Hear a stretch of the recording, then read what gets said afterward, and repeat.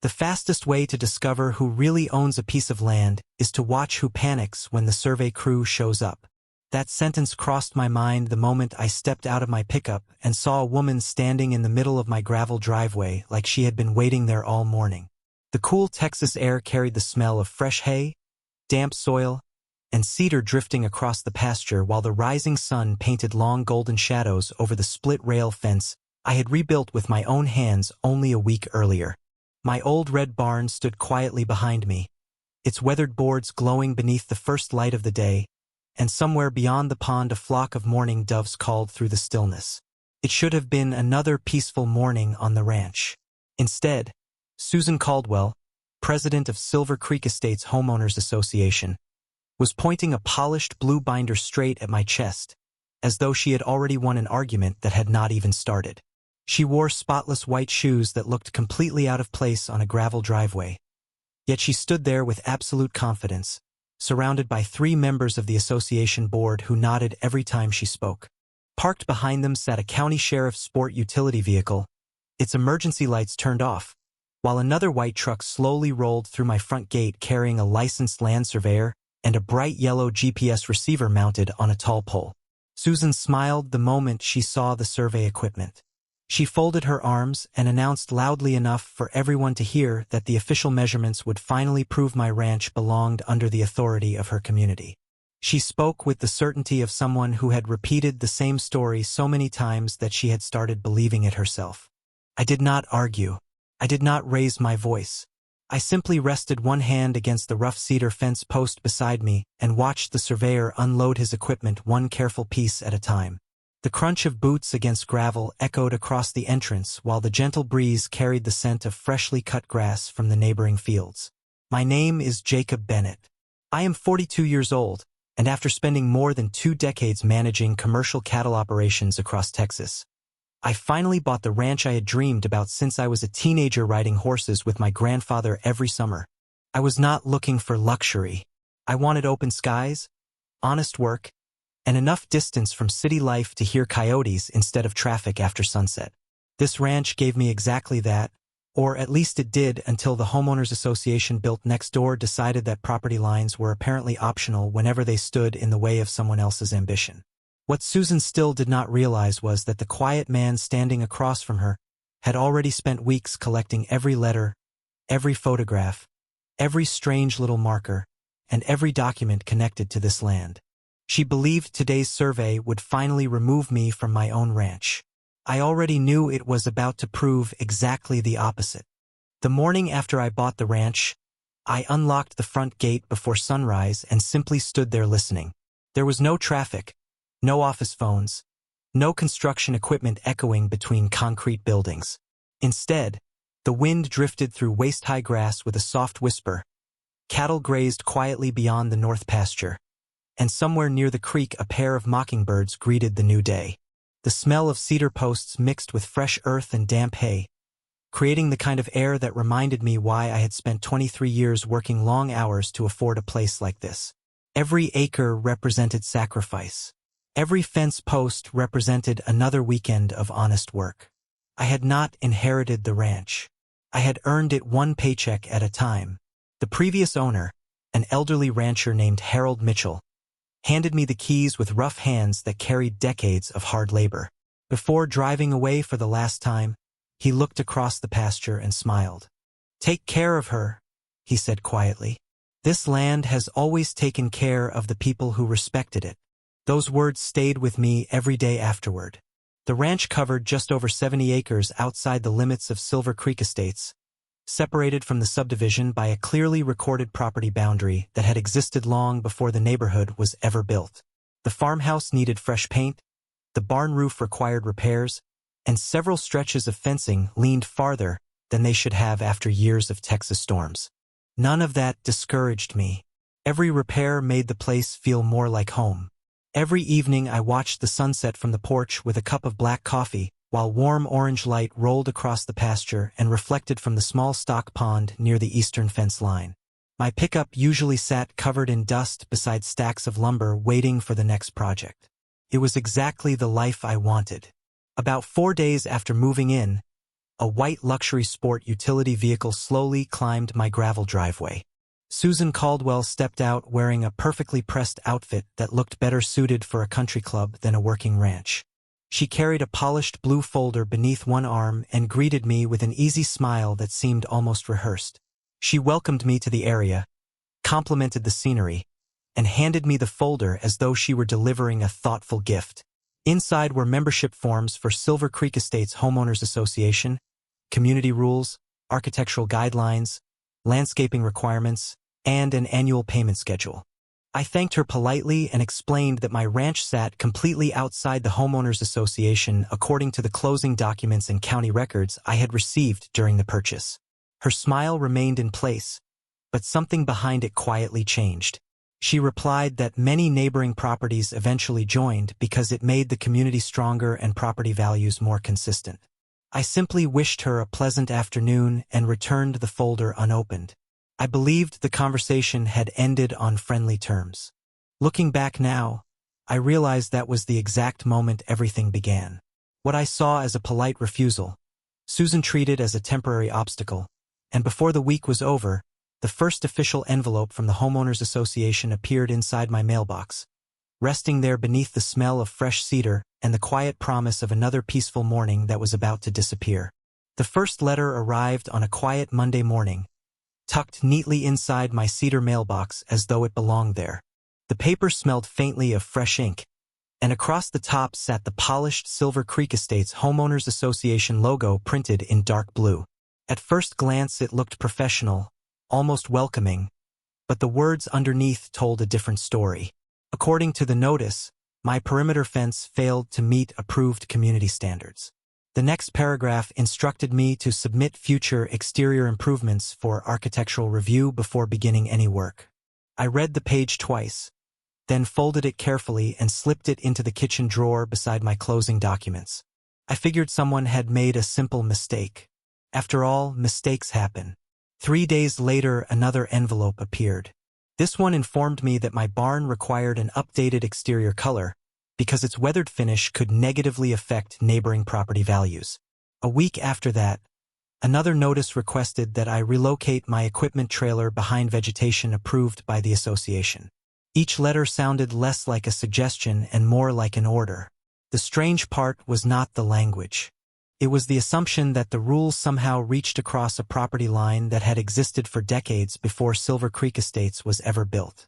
I continued repairing fences, replacing warped barn boards, and clearing brush along the creek, hoping the misunderstanding would eventually correct itself. Instead, the situation slowly became stranger. One Saturday afternoon, I heard the soft electric hum of several golf carts approaching from the subdivision entrance. As I walked toward the front pasture, I found nearly a dozen residents following Susan along the edge of my property while she pointed toward my fields as though she were leading a neighborhood tour. The breeze carried fragments of conversation across the grass. I heard words like expansion, improvement, community space, and future access. Some visitors smiled politely and waved at me. Others looked around with curiosity, taking photographs of my barn, my pond, and the rolling pasture beyond the fence. I stepped closer and asked if I could help them find something. Susan answered before anyone else could speak. She smiled warmly and explained that everyone was simply becoming familiar with land that would eventually become part of the surrounding community. Her tone remained calm, almost cheerful, as though the outcome had already been decided somewhere without my knowledge. I reminded her, just as politely, that the ranch was private property located outside the Homeowners Association. She nodded without arguing, thanked me for my opinion, and continued leading the group down the fence line. Watching them disappear into the afternoon sunlight left me with an uneasy feeling I could not quite explain. The smell of warm cedar drifted from the freshly repaired fence, while cicadas buzzed beneath the shade of the old oak trees. Everything around me looked exactly as it had the day I bought the ranch, yet something invisible had changed. Susan was no longer asking me to join her community. She had quietly started acting as though my ranch already belonged to it. The following Tuesday, I noticed something that immediately felt out of place. As I drove back from the local feed store with bags of cattle minerals stacked in the bed of my pickup, a freshly painted wooden sign stood near the edge of my property beside the county road. Large white letters read, "Future Silver Creek Nature Trail." I slowed to a stop, rolled down the window, and stared at it for several seconds while warm afternoon wind carried the scent of fresh-cut grass across the pasture. The sign had not been there that morning. Neither had the bright blue survey ribbons tied neatly around two cedar fence posts near my entrance. I climbed out, boots crunching over loose gravel, and walked toward the sign. There was no county logo, no permit number, and no contractor identification anywhere on it. It simply appeared as though someone expected the entire world to accept it without asking questions. I took several photographs with my phone before carefully looking around the property. More blue ribbons stretched toward the pond, each one fluttering gently in the breeze. Later that evening, I drove over to the subdivision entrance hoping to speak with Susan before making assumptions. She was standing beside the community clubhouse talking with several residents. When I asked about the new sign, she smiled with complete confidence and explained that the Homeowners Association was planning ahead for future recreational improvements that would eventually benefit everyone in the surrounding area. I reminded her that those markers were sitting on private ranch property. She answered with a calm laugh and said that boundaries often changed as communities grew. That sentence stayed with me all the way home because I knew property lines did not simply drift across the countryside like clouds. They existed on recorded surveys, deeds, and county maps. 2 days later, another surprise appeared. Early that morning, I heard several voices outside while repairing the porch railing. Looking toward the front pasture, I saw a small group of residents walking along the edge of my fence while Susan pointed toward the pond and described it as a future neighborhood gathering area. Several people stopped to take photographs while others admired the view across the open fields. Nobody crossed the fence, but they all behaved as though they were already visiting shared community space instead of privately owned ranch land. The smell of cedar mixed with fresh coffee from the mug resting on the porch rail while I quietly watched the entire scene unfold without interrupting. That afternoon, I drove into town and purchased 4 motion-activated trail cameras. I mounted one overlooking the entrance gate, another near the pond, a third beside the barn, and the last facing the county road where the mysterious sign had appeared. I was not trying to catch anyone doing something dramatic. I simply wanted an accurate record of what was actually happening. Every photograph, every timestamp, and every unexpected visitor would tell the story far better than arguments ever could. Standing beside the newly installed camera as the evening sun settled behind the oak trees, I realized something important. Susan was becoming more confident every day because nobody had challenged her version of events with facts. I had no intention of matching confidence with louder words. I planned to answer it with documentation. The trail cameras began recording more than I expected. Every evening after finishing my work, I carried a cup of black coffee into the farmhouse, kicked the dust from my boots onto the porch, and reviewed the footage on my laptop while the smell of cedar drifted through the open windows. Most of the recordings were exactly what you would expect on a quiet ranch. Deer crossed the pasture before sunrise. Wild turkeys wandered near the creek. A curious raccoon investigated one of the fence posts after dark. Then, almost every afternoon around the same time, golf carts appeared along the county road. Small groups of Silver Creek residents stopped near the blue ribbons, pointed toward my pond, admired the open pasture, and listened as Susan confidently explained plans for future community improvements. The cameras captured every visit with precise timestamps. One recording stood out from all the others.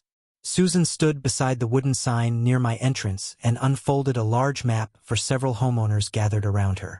She traced her finger across the paper while explaining that the neighborhood intended to extend walking trails toward the water and eventually connect the open fields into a larger recreational area. Several residents nodded as though they were looking at an approved project instead of a private ranch. What surprised me most was not their reaction. It was how completely certain Susan sounded. She spoke as though every decision had already been finalized somewhere beyond question. I quietly saved the recording onto a separate hard drive and labeled the file with the date. 2 mornings later, I stepped outside just after sunrise and noticed fresh tire tracks leading across the edge of my front pasture.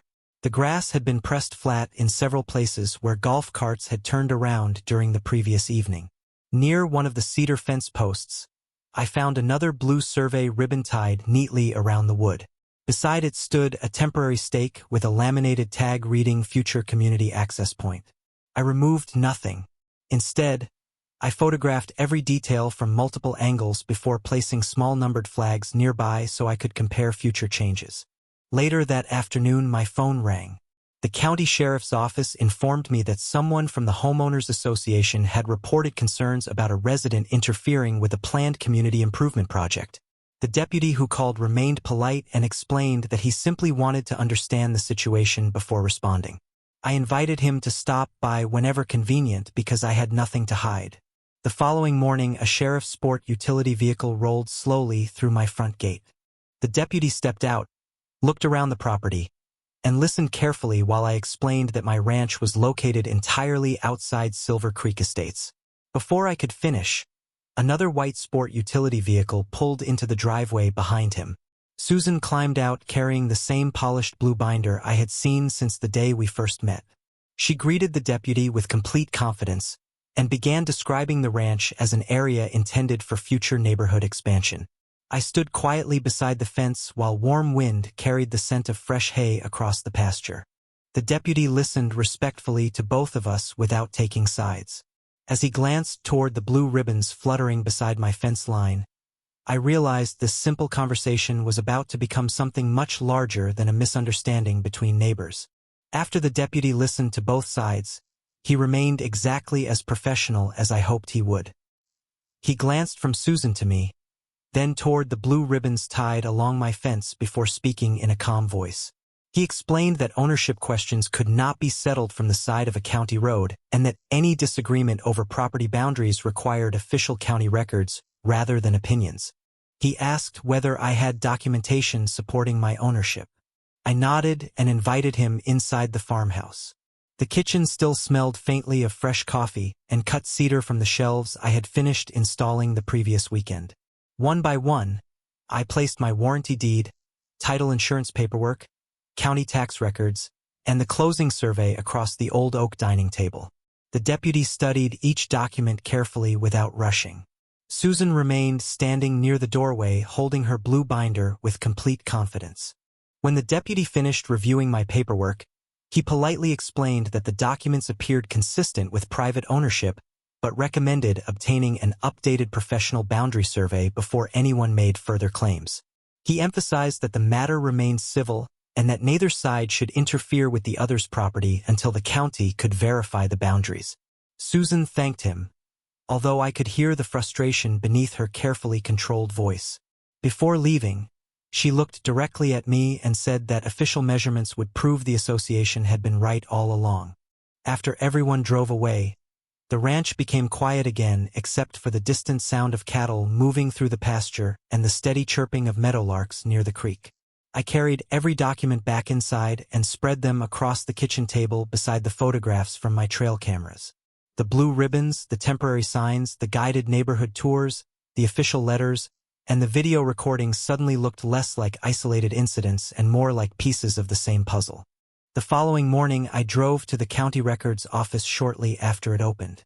The building smelled of polished wood, aging paper, and fresh coffee drifting from the clerk's desk. I explained the situation and requested every recorded document connected to my ranch and the neighboring subdivision. An experienced clerk disappeared into the archive room before returning with large rolled subdivision plats, historic survey maps, easement records, and certified copies of the original property filings. For nearly 3 hours, I compared every page beneath bright fluorescent lights while tracing boundary lines with my finger. Every record confirmed the same simple fact. My ranch had always remained outside the legal limits of Silver Creek Estates. The homeowners association boundaries stopped well before reaching my front gate. There were no recorded amendments, no annexation agreements, and no easements giving the association authority over my land. Before leaving, I requested certified copies of everything and placed them carefully inside a large document envelope. My final stop that afternoon was the office of a licensed land surveyor named Daniel Foster. After reviewing the paperwork, He quietly smiled and said that modern GPS equipment could confirm every property corner with remarkable precision. We scheduled a full boundary survey for the following week. Driving back toward the ranch beneath a wide Texas sky glowing with late afternoon sunlight, I rested the thick envelope of certified records on the passenger seat beside me. For the first time since Susan appeared with that blue binder, I was no longer relying on common sense alone. I had official history, recorded evidence, and the county's own documents preparing to speak louder than either of us ever could. Daniel Foster arrived just after 7 on a clear Wednesday morning with a white survey truck pulling a small equipment trailer behind it. The low rumble of the diesel engine echoed across the pasture before fading into the quiet sounds of birds greeting another Texas sunrise. Cool air carried the smell of damp earth, cedar, and freshly cut hay while thin mist hovered above the stock pond near the eastern fence line. Daniel stepped out wearing a reflective safety vest, work boots, and a broad hat to shield himself from the afternoon sun that would eventually settle over the open fields.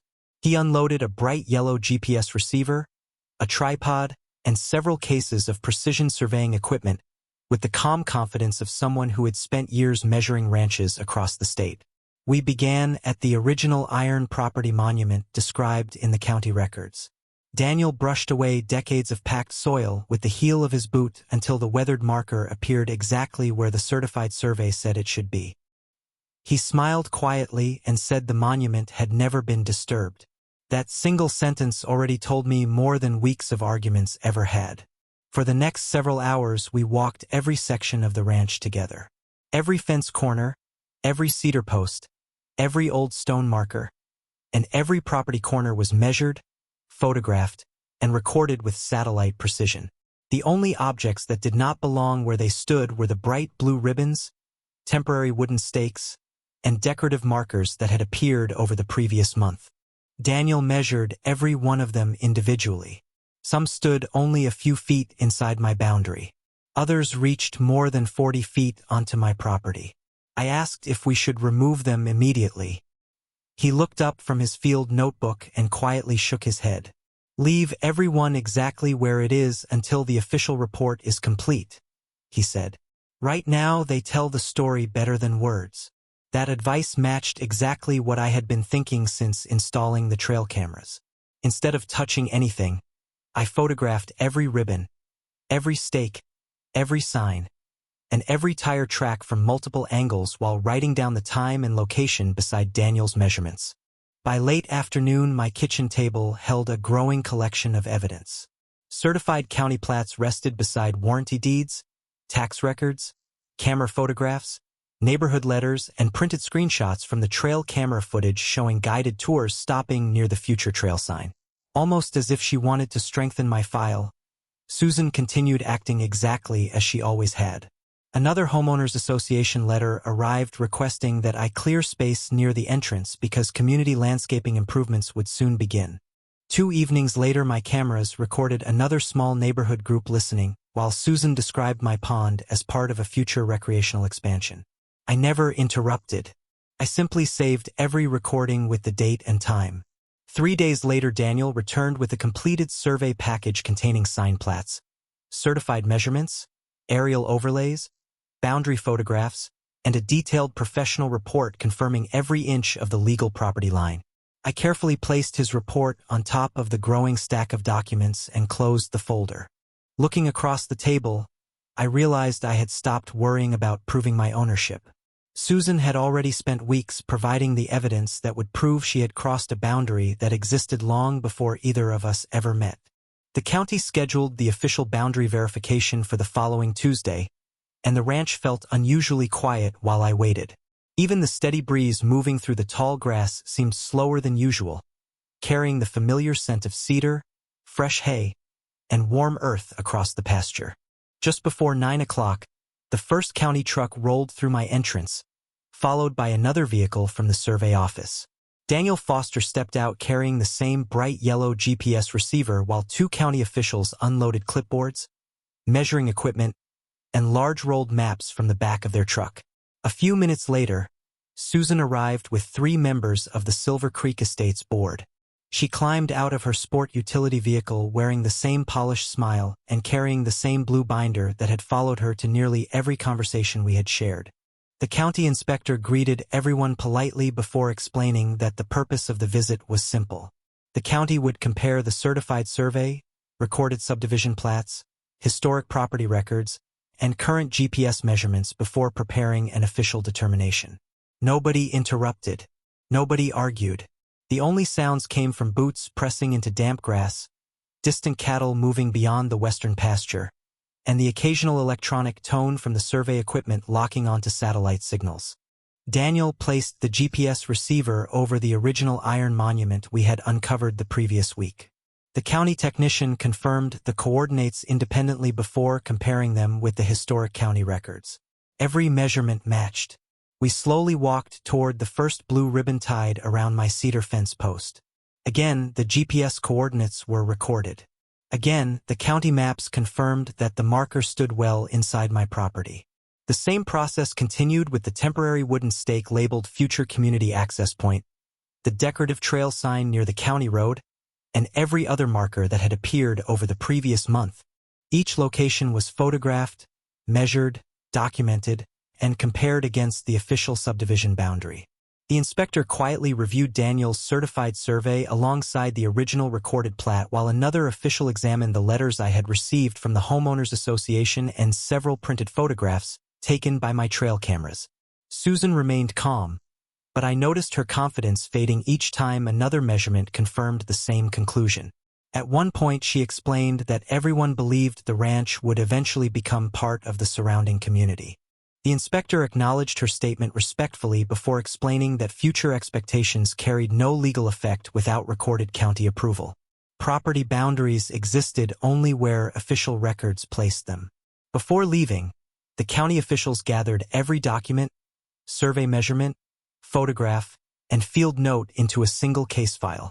The inspector explained that their office would issue a formal written determination after completing the administrative review, but he also stated that every measurement collected that morning matched the certified county records already on file. As the vehicles slowly pulled away, the ranch returned to its familiar silence.